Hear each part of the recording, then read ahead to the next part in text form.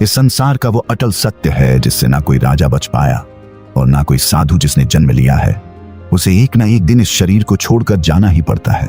लेकिन क्या आपने कभी सोचा है कि हिंदू धर्म में सूर्यास्त के बाद किसी का दाह संस्कार क्यों नहीं किया जाता? आखिर ऐसी कौन सी मान्यता है जो रात के अंधेरे में चिता जलाने से रोकती है? क्या सच में रात में किया गया अंतिम संस्कार आत्मा को मोक्ष से दूर कर देता है? क्या ऐसी आत्माएं प्रेत बनकर भटकती रहती हैं? और अगर मृत्यु इंसान के हाथ में नहीं तो फिर अंतिम विदाई के लिए सूर्योदय का इंतजार क्यों? आज हम जानेंगे गरुड़ पुराण में छिपा वो रहस्य जिसे स्वयं भगवान श्री कृष्ण ने पक्षीराज गरुड़ को बताया था। एक ऐसी कथा जो मृत्यु के बाद आत्मा के सफर की वो सच्चाई खोलती है जिसे सुनकर किसी के भी रोंगटे खड़े हो जाएं। समय अपनी गति से बह रहा था। क्षीर सागर में भगवान श्री हरि विष्णु विश्राम कर रहे थे। वही विष्णु जिन्होंने द्वापर युग में श्री कृष्ण के रूप में अवतार लिया था। तभी उनके परम भक्त और वाहन पक्षीराज गरुड़ वहां पहुंचे। गरुड़ जी के मन में लंबे समय से मृत्यु और परलोक को लेकर कई सवाल उठ रहे थे। उन्होंने हाथ जोड़कर विनम्रता से पूछा, हे माधव, हे कमल नयन, मृत्यु के बाद मनुष्य के शरीर का दाह संस्कार किया जाता है ताकि आत्मा शरीर का मोह छोड़कर अपनी अगली यात्रा पर निकल सके।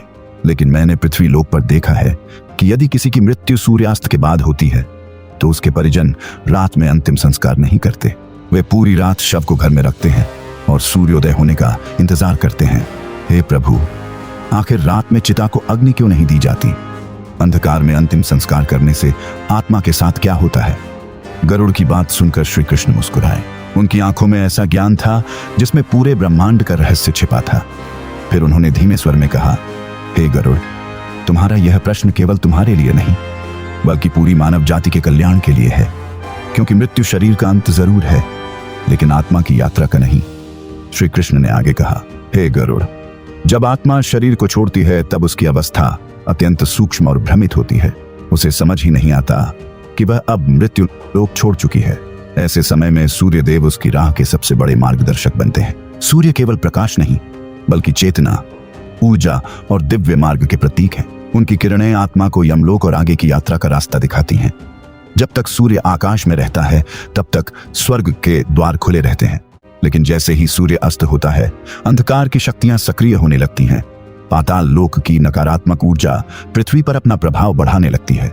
इतना कहकर श्री कृष्ण का स्वर और गंभीर हो गया। उन्होंने कहा, हे गरुड़, यदि किसी मनुष्य का दाह संस्कार रात के समय किया जाए तो उसकी आत्मा को सही मार्ग नहीं मिल पाता। सूर्य का प्रकाश न होने के कारण वह दिशाहीन होकर भटकने लगती है। स्वर्ग के द्वार बंद हो चुके होते हैं, इसलिए वह आत्मा यमलोक तक नहीं पहुंच पाती। अंधकार में भटकती हुई ऐसी आत्माएं कई बार पिशाचों, असुरों और नकारात्मक शक्तियों के प्रभाव में आ जाती हैं और फिर उन्हें प्रेत योनि में भटकना पड़ता है। गरुड़ यह सुनकर गंभीर हो गए। तब श्री कृष्ण बोले, हे पक्षीराज, इस रहस्य को समझने के लिए मैं तुम्हें प्राचीन काल की एक सत्य घटना सुनाता हूँ। ध्यानपूर्वक सुनो। बहुत समय पहले क्षिप्रा नदी के किनारे बसी पवित्र अवंती नगरी में, जिसे आज उज्जैन के नाम से जाना जाता है, देवदत्त नाम का एक महान ब्राह्मण रहता था। वह केवल वेदों और शास्त्रों का ज्ञाता ही नहीं बल्कि दया और सेवा का प्रतीक था। अवंती नगरी में सुबह मंदिरों की घंटियों और वैदिक मंत्रों से शुरू होती थी और वहां रहने वाले लोग देवदत्त का नाम बड़े सम्मान से लेते थे। उसका जीवन बेहद सादा था। हर सुबह वह क्षिप्रा के पवित्र जल में स्नान करता, फिर पूजा और ध्यान में लीन हो जाता। नगर में किसी गरीब की मदद करनी हो, किसी कन्या का विवाह कराना हो या किसी बीमार का उपचार, देवदत्त हमेशा सबसे आगे खड़ा मिलता था। लोग उसे इंसान नहीं बल्कि धरती पर भेजा गया देवदूत मानते थे। देवदत्त का एक ही पुत्र था, सोमन। वह अपने पिता से अत्यंत प्रेम करता था। उसके लिए उसके पिता ही उसकी पूरी दुनिया थे। वह अपने पिता की सेवा ऐसे करता मानो वही उसका धर्म हो। सुबह उठने से पहले उनके लिए जल और दातुन तैयार रखना, उनके वस्त्र साफ करना, भोजन की व्यवस्था करना, हर छोटी बड़ी जरूरत का ध्यान रखना सोमन बिना कहे सब कर देता था। पिता और पुत्र का रिश्ता इतना गहरा था कि नगर के लोग उनकी मिसाल दिया करते थे। लेकिन सोमन में एक बड़ी कमी थी। उसे शास्त्रों के गहरे ज्ञान, प्रकृति के नियमों और जीवन मृत्यु के पीछे छिपे रहस्यों की कोई समझ नहीं थी।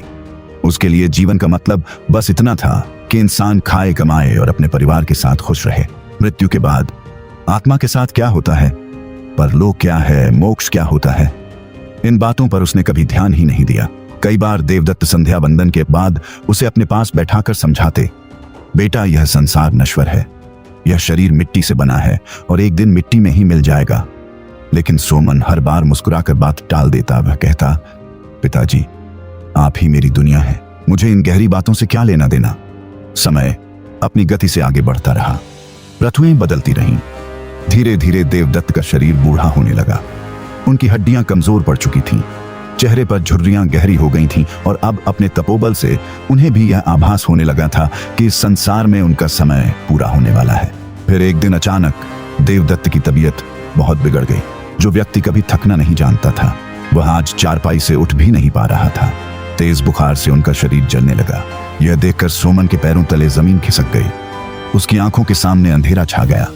वह पूरे नगर में दौड़ पड़ा और एक एक करके सभी प्रसिद्ध वैद्यों को बुला लाया। वैद्यों ने नाड़ी देखी, लेकिन उनके चेहरों पर चिंता साफ दिखाई दे रही थी। दुर्लभ जड़ी बूटियों से उपचार किया गया, कड़वी दवाइयां दी गईं, तरह तरह के उपाय किए गए। सोमन ने दिन रात एक कर दिया। ना वह सोया, ना उसने भोजन किया, बस हर समय अपने पिता के पास बैठा उनकी सेवा करता रहा। लेकिन मृत्यु का समय जब आ जाता है, तब संसार की कोई शक्ति उसे रोक नहीं सकती। धीरे धीरे दवाइयों ने असर करना बंद कर दिया। उस दिन आसमान में काले बादल छाए हुए थे, जैसे प्रकृति खुद किसी बड़े दुख का संकेत दे रही हो। शाम ढल रही थी। क्षिप्रा नदी के घाटों पर संध्या आरती के शंख और घंटियों की आवाज गूंजने लगी थी। सूर्य धीरे धीरे लालिमा में डूबता हुआ क्षितिज के पार जा रहा था और उसी के साथ देवदत्त की सांसें भी कमजोर पड़ती जा रही थीं। देवदत्त की सांसें अब टूटने लगी थीं। उनका शरीर धीरे धीरे शांत पड़ता जा रहा था। सोमन अपने पिता का सिर गोद में रखे बुरी तरह कांप रहा था। उसकी आंखों से आंसू रुकने का नाम नहीं ले रहे थे। वह बार बार रोते हुए कह रहा था, पिताजी, मुझे अकेला मत छोड़िए, आंखें खोलिए, मैं यहीं हूं। लेकिन अब देवदत्त की नजरें धुंधली हो चुकी थीं। उनके चेहरे पर दर्द नहीं था, बल्कि एक गहरी शांति थी, जैसे उन्हें इस संसार से परे कुछ दिखाई दे रहा हो। फिर जैसे ही सूर्य की आखिरी लालिमा आसमान से गायब हुई और चारों तरफ रात का अंधेरा फैल गया, उसी पल देवदत्त ने अंतिम सांस ले ली। एक महान आत्मा इस नश्वर शरीर को त्याग चुकी थी। घर के अंदर अचानक सन्नाटा छा गया और अगले ही पल रोने की आवाजों से पूरा वातावरण कांप उठा। सोमन अपने पिता के शरीर से लिपटकर पागलों की तरह विलाप करने लगा। उसके लिए तो जैसे पूरी दुनिया उसी क्षण खत्म हो गई थी। खबर फैलते ही आसपास के लोग, रिश्तेदार और नगर के विद्वान पंडित वहां पहुंचने लगे। हर किसी के चेहरे पर दुख साफ दिखाई दे रहा था। लेकिन तब तक रात पूरी तरह उतर चुकी थी। आसमान काले अंधेरे से भर गया था और गलियों में सिर्फ दीपकों की हल्की रोशनी बची थी। कुछ देर बाद नगर के सबसे वृद्ध पंडित आगे आए। उन्होंने देवदत्त के शांत पड़े चेहरे को देखा और फिर गंभीर आवाज में बोले, सोमन, धैर्य रखो। तुम्हारे पिता महान आत्मा थे, लेकिन उनका देहांत सूर्यास्त के बाद हुआ है। शास्त्रों के अनुसार अब उनका अंतिम संस्कार आज रात नहीं किया जा सकता। हमें सुबह होने तक प्रतीक्षा करनी होगी। सूर्योदय के बाद ही चिता को अग्नि दी जाएगी। पूरी रात हरिनाम और मंत्रों के बीच इनके पार्थिव शरीर की रक्षा करनी होगी। यह सुनते ही सोमन के अंदर बेचैनी और गुस्सा दोनों उमड़ पड़े। उसे लगा जैसे लोग उसके पिता को समझ ही नहीं रहे। जिन लोगों ने हमेशा देवदत्त का सम्मान किया, वही आज उनके शरीर को रात भर यूं ही रखने की बात कर रहे थे। सोमन के दिमाग में अपने पिता की यादें बार बार घूमने लगी। उसे याद आया कैसे वो हर रात अपने पिता के लिए नरम सूती चादर बिछाता था, ताकि उनकी बूढ़ी हड्डियों को चारपाई की रस्सियां न चुभें। उसने अपने पिता को कभी नंगे पैर तक जमीन पर नहीं चलने दिया था, और आज वही पिता ठंडे और निश्चल पड़े थे। यह सोचकर ही उसका दिल फट रहा था कि वह उन्हें पूरी रात ऐसे ही जमीन पर पड़ा रहने दे। धीरे धीरे उसका दुख एक जिद में बदलने लगा। उसे लगने लगा कि यह कोई धर्म का नियम नहीं, बल्कि उसके पिता के साथ नाइंसाफी है। उसका मोह और अज्ञान अब उसके ऊपर पूरी तरह हावी हो चुका था। उसने कभी जीवन और मृत्यु के रहस्यों को समझने की कोशिश नहीं की थी, और आज वही अज्ञान उसके फैसले पर पर्दा डाल रहा था। सोमन गुस्से और दर्द से कांपता हुआ पंडितों की तरफ मुड़ा। उसकी आंखें रो रो कर लाल हो चुकी थीं। वह भारी आवाज में बोला, नहीं, मैं यह नहीं मान सकता। मैं अपने पिता को पूरी रात इस ठंडी जमीन पर ऐसे नहीं छोड़ सकता। उनका शरीर पहले ही बीमारी से इतना टूट चुका था, और अब आप लोग कह रहे हैं कि उन्हें सुबह तक यूं ही पड़ा रहने दूं। यह कैसे धर्म का नियम हो सकता है? वह रोते रोते आगे बोला, जब मौत का कोई समय तय नहीं, जब इंसान किसी भी पल मर सकता है, तो फिर अंतिम संस्कार के लिए सूरज निकलने का इंतजार क्यों? मेरे पिता ने पूरी जिंदगी लोगों की मदद की, कभी किसी का बुरा नहीं किया। क्या ईश्वर ऐसे इंसान के लिए अपने नियम नहीं बदल सकता? नहीं, मैं इंतजार नहीं करूंगा। मैं आज अभी इसी रात अपने पिता का अंतिम संस्कार करूंगा, ताकि उनकी आत्मा को तुरंत शांति मिल सके। वहां मौजूद सभी पंडितों और बुजुर्गों ने एक दूसरे की ओर निराशा भरी नजरों से देखा। उन्होंने सोमन को शांत करने की कोशिश की, उसे बहुत समझाया, मुख्य पंडित जी ने आगे आकर सोमन के सिर पर हाथ फेरते हुए कहा, पुत्र, हम तुम्हारा दुख समझते हैं, लेकिन भावनाओं के इस तूफान में बहकर प्रकृति, ब्रह्मांड और धर्म के उन अटल नियमों को मत तोलो जो सदियों से तय हैं। मृत्यु केवल इस 5 भौतिक शरीर का अंत है। यह एक वस्त्र के त्यागने जैसा है, लेकिन आत्मा का अंत नहीं होता। शरीर से निकलने के बाद आत्मा की यात्रा बहुत लंबी, सूक्ष्म और अत्यंत कठिन होती है। इसे इस तरह समझो, सोमन जैसे कोई अनजान और निहत्था यात्री किसी घने, भयानक और अनजान जंगल में खो जाए। जब तक आसमान में सूर्य का प्रकाश रहता है, उसे पेड़ पौधे, रास्ते और पगडंडियां साफ दिखाई देती हैं। उसे पता होता है कि उसे किस दिशा में जाना है और वह अपनी सुरक्षित मंजिल की ओर बढ़ सकता है। लेकिन जैसे ही सूरज ढलता है, दिन की रोशनी खत्म होती है और रात का डरावना अंधकार छाता है, वह यात्री तुरंत रास्ता भटक जाता है। वह हर कदम पर ठोकर खाता है और अंधेरे में घात लगाए बैठे जंगली जानवरों या लुटेरों का शिकार बन जाता है। पंडित जी ने अपनी बात को और गहराई से समझाते हुए कहा, सोमन, भगवान सूर्य केवल उजाला देने वाले प्रकाश के स्रोत मात्र नहीं हैं। वे साक्षात चेतना हैं। वे परब्रह्म के नेत्र हैं और इस ब्रह्मांड में आत्मा के सबसे बड़े मार्गदर्शक हैं। मृत्यु के बाद सूर्य की किरणें ही उस सूक्ष्म आत्मा को एक सुनहरे धागे की तरह पकड़कर परलोक तक जाने का सही रास्ता दिखाती हैं। जब तक सूर्य आकाश में अपने रथ पर विराजमान होता है, स्वर्ग के और परलोक के द्वार सभी आत्माओं के लिए खुले रहते हैं। जैसे दिन ढलने पर एक राजा अपने महल के मुख्य द्वार बाहरी खतरों और सुरक्षा के लिए बंद कर देता है, ठीक वैसे ही सूर्यास्त के बाद स्वर्ग के द्वार भी बंद हो जाते हैं। और तब जब सूर्य का सात्विक प्रकाश नहीं होता, तब मृत्युलोक और पाताल लोक के बीच की नकारात्मक, तामसिक और आसुरी शक्तियां अपनी पूरी ताकत के साथ बहुत बलवान हो जाती हैं। वे रात के अंधेरे में ही अपना साम्राज्य फैलाती हैं। पंडितों ने सोमन को अंतिम और सबसे कठोर चेतावनी देते हुए कहा, अगर तुमने रात के समय इस अभेद्य अंधकार में चिता जलाई, तो स्वर्ग के द्वार बंद होने और दिशा का ज्ञान न होने के कारण तुम्हारे पिता की आत्मा अनंत शून्यता में रास्ता भटक जाएगी। घने अंधेरे में भटकती उस बेबस आत्मा को रात में श्मशान में घूमने वाली नकारात्मक शक्तियां, पिशाच और दुष्ट प्रेत अपनी गिरफ्त में ले लेते हैं। और फिर जिस आत्मा ने पूरी जिंदगी धर्म और पुण्य में बिताई हो, उसे भी शांति नहीं मिलती, बल्कि उसे प्रेत योनि का भयानक कष्ट झेलना पड़ता है। इसलिए हठ मत करो सोमन। अगर सच में अपने पिता से प्रेम करते हो तो सुबह होने तक इंतजार करो। लेकिन उस वक्त सोमन पर दुख और मोह इतना हावी हो चुका था कि उसे किसी की बात समझ ही नहीं आ रही थी। उसे शास्त्रों का ज्ञान सिर्फ डराने वाली बातें लग रही थीं। उसकी आंखों के सामने बस अपने पिता का ठंडा पड़ता शरीर था। उसने किसी की एक न सुनी। बुजुर्गों और पंडितों के रोकने के बावजूद उसने उसी रात बांस कटवाए अर्थी तैयार की और कुछ डरे हुए रिश्तेदारों को साथ लेकर श्मशान की ओर निकल पड़ा। चारों तरफ गहरा अंधेरा फैला हुआ था। अवंती नगरी की गलियां सुनसान पड़ी थीं। क्षिप्रा नदी के किनारे बना श्मशान घाट इतना डरावना लग रहा था कि वहां कदम रखते ही किसी की भी रूह कांप जाए। चारों तरफ बस ठंडी हवाओं की सनसनाहट थी। दूर कहीं श्मशान के कुत्तों के रोने की आवाजें गूंज रही थीं और पुराने बरगद के पेड़ हवा में ऐसे हिल रहे थे जैसे किसी अनहोनी का संकेत दे रहे हों। लेकिन सोमन जैसे होश में ही नहीं था। उसने कांपते हाथों से चिता सजाई और अपने पिता के पार्थिव शरीर को उस पर लिटा दिया। फिर बिना किसी नियम और चेतावनी की परवाह किए उसने रात के उस मनहूस अंधेरे में चिता को अग्नि दे दी। जैसे ही आग की लपटें उठीं, पूरा श्मशान अजीब सा महसूस होने लगा।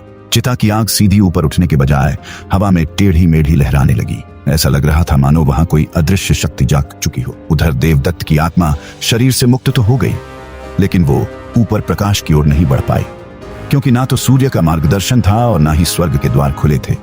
उनकी आत्मा उसी घने अंधेरे में भटक कर रह गई। उसे समझ ही नहीं आ रहा था कि किस दिशा में जाए। उधर देवदत्त की आत्मा उस भयानक अंधेरे में अकेली भटक रही थी। यमदूत भी उसे लेने नहीं आ पा रहे थे, क्योंकि सूर्यास्त के बाद मृत्युलोक से यमलोक तक जाने वाला दिव्य मार्ग अंधकार में डूब जाता है। आत्मा पूरी तरह दिशाहीन हो चुकी थी। तभी श्मशान में घूमने वाली तामसिक और दुष्ट शक्तियों को उस नई भटकती आत्मा का आभास हुआ। धीरे धीरे काली परछाइयां देवदत्त की आत्मा के चारों तरफ मंडराने लगी। वो उसे अपनी ओर खींचने लगी। देवदत्त की आत्मा उस असहनीय पीड़ा में तड़प उठी। वो अपने पुत्र सोमन को पुकार रही थी, उससे मदद मांग रही थी, लेकिन जीवित दुनिया का कोई इंसान उस सूक्ष्म जगत की आवाज नहीं सुन सकता था। इधर चिता के पास बैठा सोमन अपने पिता की राख देखकर रो रहा था। उसे बिल्कुल अंदाजा नहीं था कि उसकी एक जिद ने कितना बड़ा अनर्थ कर दिया है। सूर्य का प्रकाश न मिलने की वजह से देवदत्त की आत्मा को मुक्ति नहीं मिल पाई और वो प्रेत योनि में फंस गई। जिस ब्राह्मण ने पूरी जिंदगी धर्म का पालन किया, लोगों की सेवा की, दूसरों का दुख बांटा, आज वही आत्मा अपने ही बेटे की नासमझी की वजह से श्मशान और अपने घर के आसपास भटकने को मजबूर हो गई। धीरे धीरे रात और भी गहरी होती गई। चिता की आग बुझ चुकी थी, जलती लकड़ियां अब राख में बदल गई थीं, लेकिन देवदत्त की आत्मा के कष्ट की शुरुआत अब हुई थी। प्रेत योनि की वो दुनिया बहुत भयानक थी, जहां ना सुकून था ना उजाला, बस अंतहीन बेचैनी और तड़प। उधर सोमन भारी कदमों से घर लौट आया। उसके मन में एक झूठी तसल्ली थी कि उसने अपने पिता को जल्दी मुक्ति दिला दी।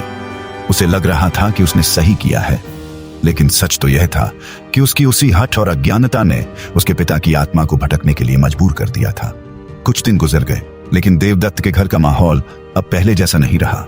उस घर में एक अजीब सा डर बस गया था। ऐसा लगता था जैसे हर दीवार के पीछे कोई अनदेखी परछाई छिपी बैठी हो। जहां कभी सुबह शाम मंत्रों और भजन की आवाज गूंजती थी, वहां अब बस भारी और डरावना सन्नाटा फैला रहता। आंगन में लगी तुलसी, जिसे देवदत्त रोज अपने हाथों से जल चढ़ाते थे, वो भी अचानक सूखने लगी। उसकी हरी पत्तियां काली पड़कर गिरने लगी। गौशाला में बंधी गाय रात भर बेचैन रहती, कभी अचानक जोर जोर से रंभाने लगती तो कभी एकटक घर के अंधेरे कोनों की तरफ देखने लगती, जैसे उसे वहां कुछ दिखाई दे रहा हो। उधर सोमन की हालत भी बिगड़ने लगी थी। रात को अचानक उसकी नींद खुल जाती। उसे महसूस होता जैसे कमरे के किसी कोने में कोई खड़ा उसे लगातार देख रहा है। कई बार बंद कमरे में भी बर्फ जैसी ठंडी हवा चलने लगती और कभी कभी उसे अपने पिता की वही पुरानी खांसी सुनाई देती, लेकिन अब उस आवाज में अपनापन नहीं बल्कि दर्द और बेचैनी भरी होती। शुरुआत में सोमन ने खुद को समझाया कि यह सब उसके दुख और डर का असर है, लेकिन धीरे धीरे चीजें और भयानक होती चली गईं। एक रात सोमन को बहुत डरावना सपना आया। उसने देखा कि उसके पिता देवदत्त घने अंधेरे में फंसे हुए हैं। चारों तरफ डरावनी परछाइयां घूम रही हैं। उनका शांत चेहरा अब दर्द और यातना से भरा हुआ था। वो रोते हुए सोमन की तरफ हाथ बढ़ा रहे थे। देवदत्त कांपती आवाज में बोले, पुत्र, तुमने यह क्या कर दिया? तुमने रात के अंधेरे में मेरा अंतिम संस्कार करके मुझे मुक्ति से दूर कर दिया। मैं इस अंधकार में भटक रहा हूं, न मुझे भोजन मिल रहा है न पानी। मैं बहुत कष्ट में हूं सोमन, मुझे इस प्रेत योनि से मुक्त करो। इतना सुनते ही सोमन जोर से चीखता हुआ नींद से उठ बैठा। उसका पूरा शरीर पसीने से भीग चुका था, सांसें तेजी से चल रही थीं। उसे साफ महसूस हो रहा था कि कमरे में कोई अदृश्य मौजूदगी है, कोई ऐसी आत्मा जो बहुत दर्द में है। उस रात के बाद से सोमन की जिंदगी बदल गई। उसकी नींद उड़ चुकी थी, चेहरा सूखने लगा, आंखों के नीचे काले घेरे पड़ गए और अब उसे पहली बार एहसास होने लगा था कि उसने अपने पिता के साथ बहुत बड़ा अनर्थ कर दिया है। अब जाकर सोमन की आंखों से अज्ञान का पर्दा हट चुका था। उसे समझ आ गया था कि पंडित जी की बातें कोई अंधविश्वास नहीं बल्कि एक कठोर सत्य थी। उसे अपनी उस जिद पर इतना पछतावा हो रहा था कि अब खुद से नजर मिलाना भी मुश्किल लग रहा था। अगली सुबह सूरज की पहली किरण निकलते ही सोमन बिना कुछ सोचे नंगे पैर भागता हुआ सीधे पंडित जी के घर पहुंचा।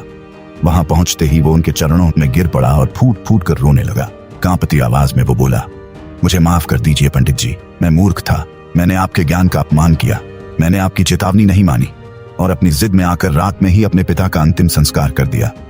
कल रात पिताजी मेरे सपने में आए थे। वो बहुत तड़प रहे थे। उन्होंने कहा कि उन्हें मुक्ति नहीं मिली, वो प्रेत बन चुके हैं मेरी वजह से, सिर्फ मेरी वजह से। पंडित जी ने गहरी सांस ली। उनके चेहरे पर दुख साफ दिखाई दे रहा था। उन्होंने धीरे से सोमन को उठाया और शांत आवाज में बोले, पुत्र, हमने तुम्हें बहुत समझाया था, लेकिन प्रकृति और धर्म के नियम इंसान की भावनाओं से नहीं चलते।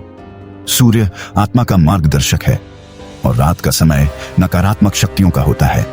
तुमने अज्ञानता में अपने पिता की आत्मा को अंधकार के हवाले कर दिया। यह सुनकर सोमन और जोर से रोने लगा। वो हाथ जोड़कर बोला, पंडित जी, मेरे पिता ने पूरी जिंदगी धर्म और भलाई में बिताई। मेरी गलती की सजा उन्हें मत मिलने दीजिए। मुझे कोई रास्ता बताइए, चाहे इसके लिए मुझे अपने प्राण ही क्यों न देने पड़े। मैं अपने पिता को इस कष्ट से मुक्त कराना चाहता हूँ। पंडित जी कुछ पल शांत रहे, फिर उन्होंने गंभीर आवाज में कहा, सनातन धर्म में हर भूल का प्रायश्चित होता है। तुम्हारे पिता महान पुण्य आत्मा थे, इसलिए उनके उद्धार का मार्ग अभी पूरी तरह बंद नहीं हुआ। लेकिन अब तुम्हें नारायण बलि का कठिन अनुष्ठान करना होगा। तुम्हें किसी पवित्र तीर्थ में जाकर भगवान विष्णु से अपने पिता की मुक्ति की प्रार्थना करनी होगी। यही अब आखिरी उपाय है। नारायण बलि का नाम सुनते ही सोमन के अंदर जैसे फिर से उम्मीद जाग उठी। उसने उसी पल फैसला कर लिया कि चाहे कितनी भी कठिनाई क्यों ना आए, वो अपने पिता की आत्मा को मुक्त कराकर ही रहेगा। इसके बाद सोमन अपनी यात्रा पर निकल पड़ा। ये सिर्फ एक तीर्थ यात्रा नहीं थी, ये उसके पश्चाताप की यात्रा थी। उसने अपने पैरों से खड़ाऊं उतार दी। बिना भोजन, बिना आराम किए वो तपती धूप, घने जंगल और पथरीले रास्ते पार करता हुआ आगे बढ़ता रहा। उसके पैरों से खून निकल रहा था। शरीर थक चुका था, लेकिन उसके मन में बस एक ही लक्ष्य था, अपने पिता को उस भयानक प्रेत योनि से मुक्ति दिलाना। लेकिन सोमन के कदम एक पल के लिए भी नहीं रुके। जब भी वो थक कर गिरने लगता, उसके सामने अपने पिता का वही दर्द से भरा चेहरा आ जाता। उनकी तड़पती आवाज उसके कानों में गूंजने लगती और फिर वो आंसू पोंछकर दोबारा चल पड़ता। कई दिनों की कठिन यात्रा के बाद आखिरकार सोमन एक पवित्र तीर्थ स्थल पहुंच गया। वहां घाट पर बैठे विद्वान ब्राह्मणों के सामने उसने रोते हुए अपनी पूरी कहानी सुनाई। देवदत्त जैसे पुण्य आत्मा की ऐसी दशा सुनकर वहां मौजूद सभी लोग दुखी हो गए। ब्राह्मणों ने सबसे पहले सोमन को गंगा में स्नान करके अपने तन और मन की शुद्धि करने को कहा। उसके बाद नारायण बलि का पवित्र अनुष्ठान शुरू हुआ। यह कोई साधारण पूजा नहीं थी। ब्राह्मणों ने सोमन को समझाया कि जब कोई आत्मा भटककर प्रेत योनि में फंस जाती है, तब कुशा घास से उसका प्रतीकात्मक शरीर बनाया जाता है। फिर शक्तिशाली वैदिक मंत्रों के जरिए उस आत्मा का आह्वान किया जाता है ताकि उसे मुक्ति का मार्ग मिल सके। इसके बाद भगवान श्री हरि विष्णु की विशेष आराधना शुरू हुई, क्योंकि इस सृष्टि में वही एक शक्ति है जो किसी भटकी हुई आत्मा को प्रेत योनि के अंधकार से बाहर निकाल सकती है। पूरा अनुष्ठान लगातार 3 दिन और 3 रात तक चलता रहा। इस दौरान सोमन ने न अन्न खाया और न पानी पिया। कभी तपती धूप में बैठा रहता तो कभी रात की ठंडी हवाओं में कांपता रहता, लेकिन उसके होठों पर बस एक ही प्रार्थना थी, हे श्री हरि, मेरे पिता को मुक्ति दे दीजिए। तीसरे दिन जब अनुष्ठान अपने अंतिम चरण में पहुंचा, पूरे घाट पर वेद मंत्रों की गूंज फैल गई। अंतिम आहुति दी जा रही थी। सोमन ने रोते हुए अपना माथा जमीन पर रख दिया और पूरी आत्मा से भगवान विष्णु को पुकारा, और तभी वहां एक ऐसा चमत्कार हुआ जिसे देखकर सभी स्तब्ध रह गए। अचानक वहां का पूरा माहौल पूरी तरह बदल गया। हवा का रुख बदल गया। जो भारीपन और नकारात्मकता सोमन पिछले कई दिनों से अपने कंधों पर महसूस कर रहा था, वह एकदम से किसी धुएं की तरह गायब हो गया। घाट की हवा में अष्टगंध, चंदन और पारिजात के फूलों की एक अजीब सी दिव्य सुगंध फैल गई। नदी की लहरें एकदम शांत हो गईं और सोमन के मन में एक ऐसी असीम शांति छा गई जो उसने अपने जीवन में पहले कभी महसूस नहीं की थी।